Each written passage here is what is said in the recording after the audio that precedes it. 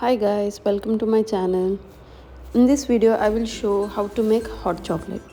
So in a pan, take 1 cup of milk. Add 2 tablespoons of sugar and half teaspoon of coffee and 1 tablespoon of cocoa powder. Mix everything well.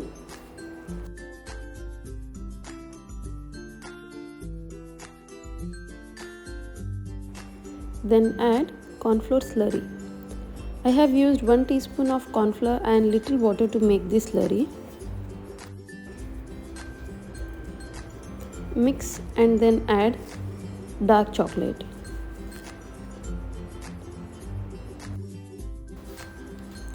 Mix well and make sure chocolate is dissolved completely.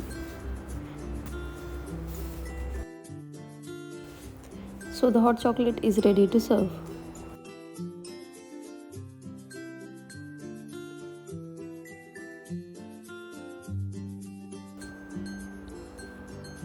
Let's garnish the hot chocolate with some marshmallows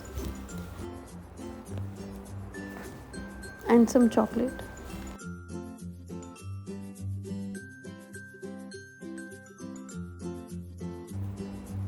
Hope you like this video.